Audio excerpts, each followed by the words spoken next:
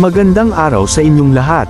Gusto ko kayong imbitahan na sandaling kalimutan ang inyong edad at alalahanin ang inyong mga pangarap.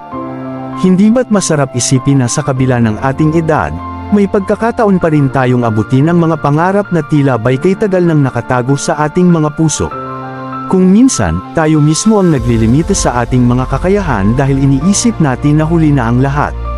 Pero ang totoo, hanggat buhay tayo at mayroong apoy sa ating mga puso, hindi tayo kailanman matatanda para mangarap at magtagumpay. Tandaan natin, ang edad ay numero lamang. Ang mahalaga ay ang ating determinasyon at pagnanais na makamit ang ating mga layunin. Isipin natin ang mga kilalang tao na nagtagumpay sa kanilang mga pangarap kahit na sila'y may edad na. Nariyan si Colonel Sanders na nagsimula ng KFC sa edad na 65.